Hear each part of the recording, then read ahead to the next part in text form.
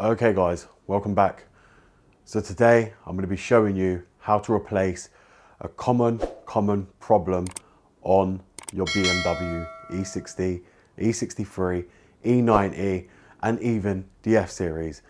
Now this part is very well known to break, and if many of you go and buy a BMW, you'll soon figure out that this part is actually broken. So I'm not going to speak anymore. I'm going to show you what it is. I'm going to show you what a lot of people seem to think doesn't break and what they end up actually doing when they buy these cars and just get around it because they can't bother to repair it because they think it's actually expensive. So today I'm going to show you how to fix that and how to rectify this common problem. Let me tell you about the life of a trap boy really out here trying to kill it. Trapping bricks so they float like pigeons, trying to stay low like a midget, I'm really not kidding. OT trips and stinky kicks and my balls are itching. I hit up the petrol station and fill it, and I ain't stopping till this pack is finished. Let's go. Too many calls I've missed. So guys, if you'll see here, this is the part which a lot of people go and buy their BMW E60 only to find they're not working. So what a lot of people do is they'll just pull this in and out like that to make it move, instead of actually repairing this. Now, a lot of people seem to think this is an expensive repair or a hard repair or the motor stopped working. That's just not the case.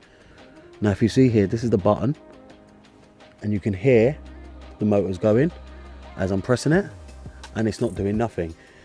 It's not bringing it out. Now, what a lot of people do is just pull it out just to make it work.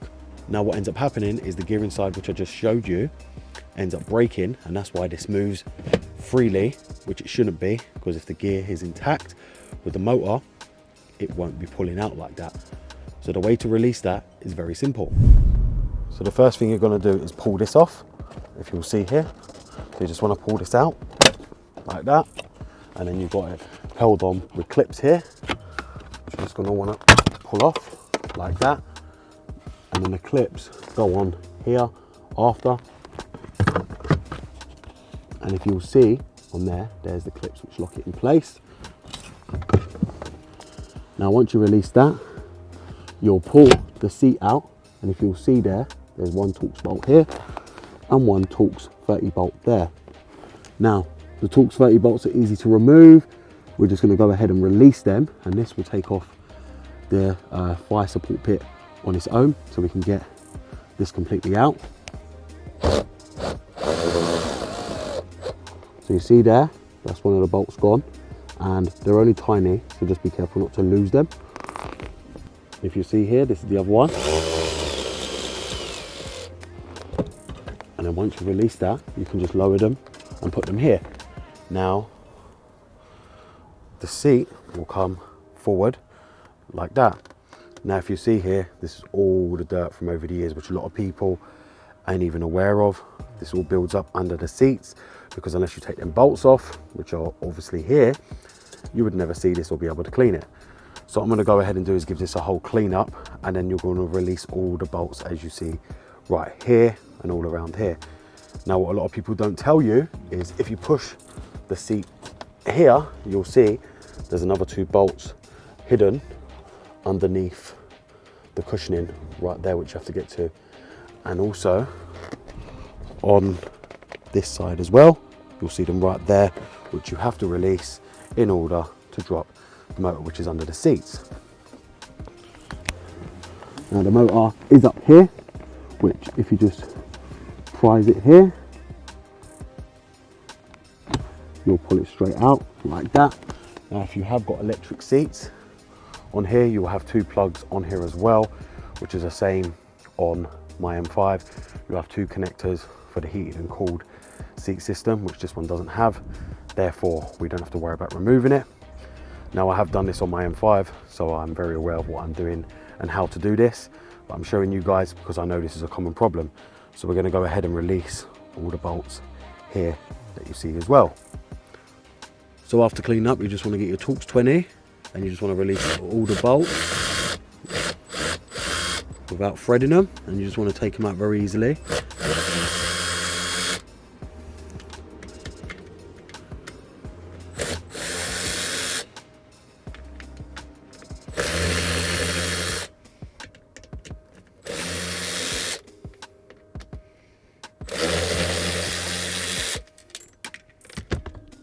Now, once you've got all the bolts out, which these can be very fiddly in the corner here with the cushioning, you'll see the motor is now ready to go. So what you want to do is you want to go underneath the seat and you want to pull this and try and get it out. So the whole idea is you want to try and wiggle it about until it comes out, which it will. You want to put this one up first.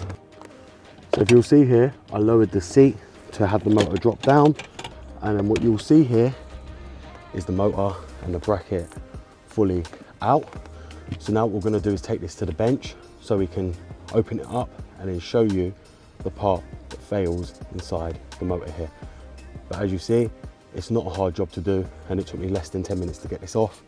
So what we're going to do is now take it to the bench and just start stripping it down. Okay guys, as you'll see here, this is the motor in question. Now what we're going to go ahead and do is release all the little bolts here. This is on the motor itself. What these do is release the motor from the frame. And what we're going to do is release the motor securing bolts.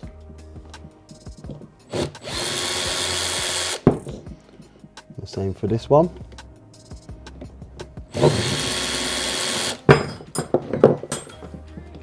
And what you're going to do is get a little magnet to grab them, and so they sit into the pot so you don't lose them. Now what you'll notice is that's the motor just come out. If you'll see there, the motor's right here, and that's the wheel that turns the other cog inside, which you have to be aware of. So now what we're going to do is, if you can see right here, you've got little pricks to open it up, which you have to be careful with. Even if you break them, the bolts are going to hold it down, but it's best not to break them, so we're not going to try and do that. If you see, there's 1, 2, 3, 4 and 5 to release them, so I'm just going to go ahead and do that. Okay, so now we've got that open. If you guys can see here, this is the part right here. Now, if you'll also see here, this is the gear that's completely broken inside. You'll see it right here. Now, this just breaks down over time. It's plastic, and this is why they end up stopping working. Now we do have the new one right here to put on, but I will advise you, these are not easy to put on in the slightest. So if you see here, that's meant to slot on, but as you see, it doesn't just slot on as many people believe it is.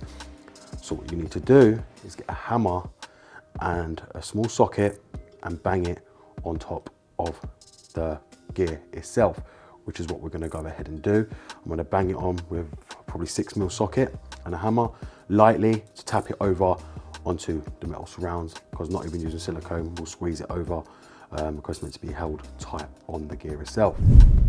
And if you'll see there, after banging and banging, we've got the cog onto the shaft.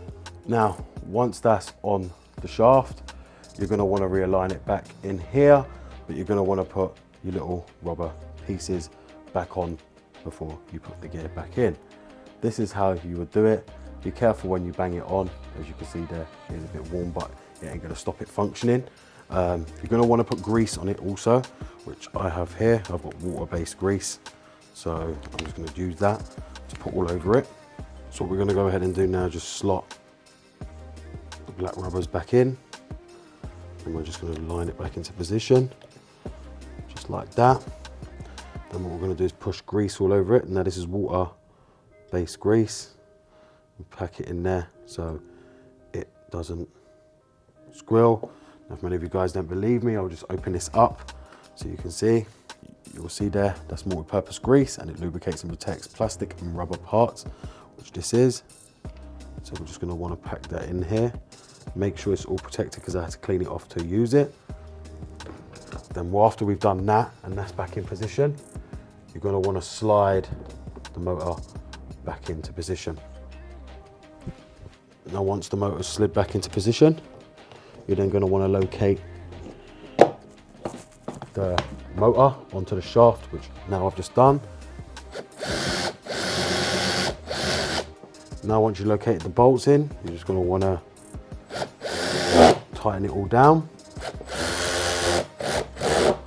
Now bearing in mind these weren't tight to begin with, so you don't want to over tighten them either. They weren't tight at all in the beginning.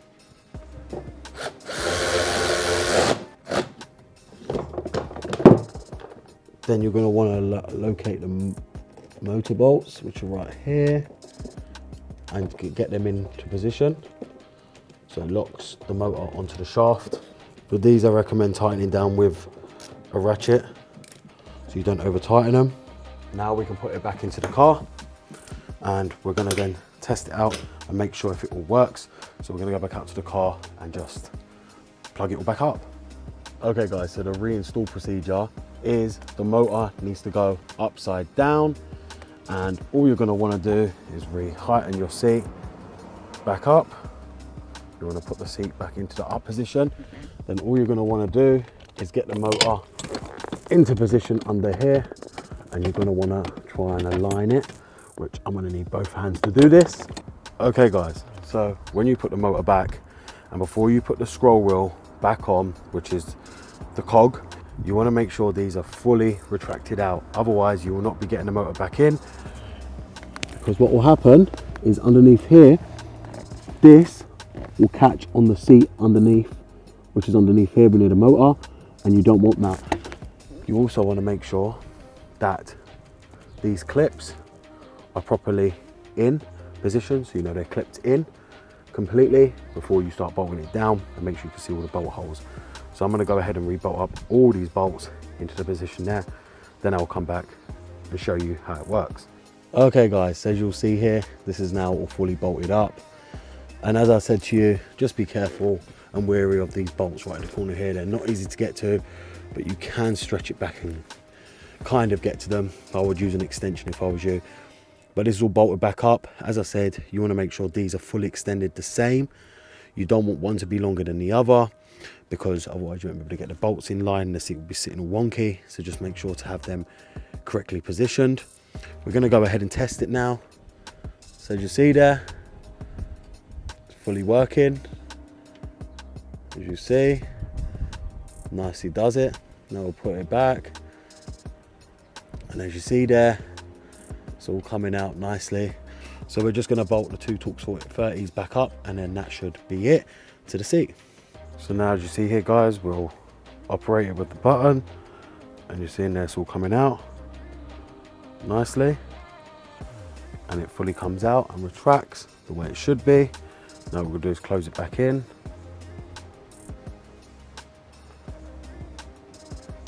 and you just want to do that a few times, which is what we're doing. Make the grease all set in and the gears get used to the position, as you see there. And there you go guys, it works perfectly, and that's how you replace the fire support on any of your BMWs. Okay guys, so there you have it. I've just shown you how to replace the worn gear on your BMW. Now the fire support repair applies to even the F series, and it's still exactly the same, and it uses the same motors. Also, if you'll see right here in my hand, this is the old gear, and as you see, this is what it does. It cracks off because it's positioned too tight on the actual cog itself, which moves round and round. What ends up happening, it goes dry, no grease on it, and it ends up shearing off and cracking. And you've got to think, it's been on there for now, what, 14, 15 years. So they are aging, but it's a very, very simple and cheap repair. You can get these new ones on eBay for around £4 each, and the repair literally takes 10 minutes. It seems a lot longer because we're recording, but it is not a big job whatsoever. It took me literally probably 5-10 minutes to do them on my M5, and I replaced both of them, and now they fully work perfectly. This is a common problem. A lot of people seem to believe that it's just normal and they're just happy with pulling them out manually. But why, when the fix is very, very easy and so cheap to do in the first place? I mean, you can even buy a new motor on eBay or Amazon, but what's the point? Because the same thing's going to happen, and it's better off just to replace it and be done with, where the repair don't take that long. So I hope you guys have enjoyed this video, and I hope now you guys get to see how to repair your fire support instead of sitting there, leaving it and just being done with it manually. Thank you very much for watching this BMW Dr. Dean here, and goodbye.